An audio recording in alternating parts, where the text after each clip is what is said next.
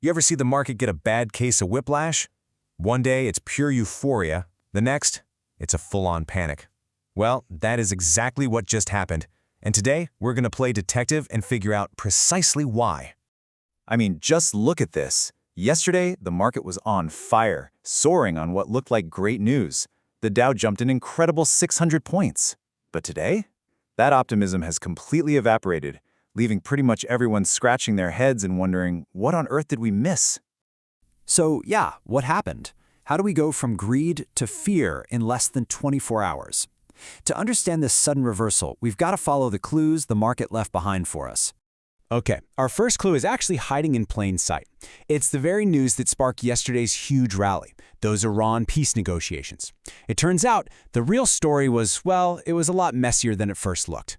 First, we got this, an incredibly optimistic signal coming straight from the president. And bam, the market hears this and just runs with it, immediately pricing in the absolute best-case scenario. Peace, de-escalation, all of it. But then, almost right away, CNN drops this story, quoting an Iranian official, and it paints a totally different picture. Suddenly, it's not a negotiation, it's just contact. You could almost feel the foundation of yesterday's rally start to crack. And then the Wall Street Journal drops this bombshell. And you have to ask yourself, do you send 3,000 elite troops to a region where peace is breaking out? No way. This headline was a direct contradiction to that optimistic story, signaling potential escalation, not de-escalation. So here's the crucial point. The market was completely paralyzed by this flood of contradictory information. And when investors don't know who or what to believe, that optimism just vanishes. And that confusion, it opens the door wide open for fear to walk right in. Now, let's move on to our second set of clues. Because just as all this geopolitical confusion was hitting its peak, a triple threat of bad economic news hit the market all at once. And these three problems, they just piled on top of the uncertainty. It was like a perfect storm of bad news that hit manufacturing, tech, and the very heart of the financial system.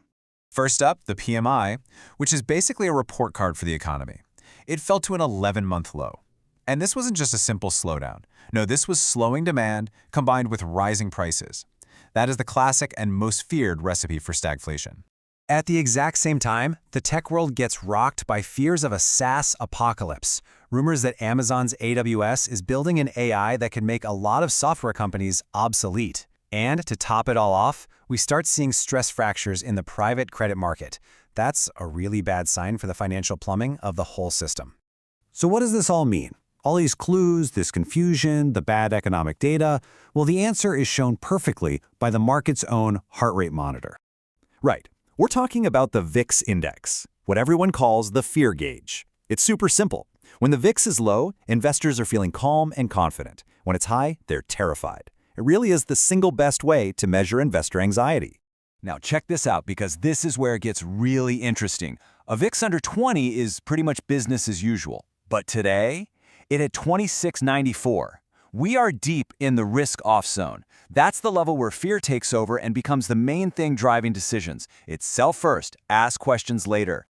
And this high VIX, it just confirms what's happening inside investors' brains. When you overload them with conflicting information, they stop thinking slowly and logically. That's what psychologists call System 2 thinking. Instead, they just default to System 1. That's the fast, emotional gut reaction part of the brain that's just screaming, sell! So why does all of this matter to you? Look, the most important part of any analysis is figuring out what to do next. So let's turn this whole investigation into a real, actionable playbook for navigating this messy market. All right, the most important thing to do right now is nothing. Seriously, you have to resist that emotional urge to sell into a panic or to try and buy a dip that might not be real. The smart move here is to just sit tight and let the VIX tell you when the fear has actually passed. Don't make a move until it drops back below that 20 level. Now, while you're being patient, the data suggests focusing on areas that tend to do well in this exact kind of environment. You see, with hopes for rate cuts fading, a lot of capital is flowing into high-yield defensive stocks. And with all the geopolitical risk, physical assets like gold and silver and even some energy hedges are acting as pretty effective shields. And all of this leaves us with one final thought, one question for you. In this age of constant information overload, of headlines and counter-headlines firing at us all day, is your investment strategy built to be resilient and logical, or is it vulnerable to just being reactive?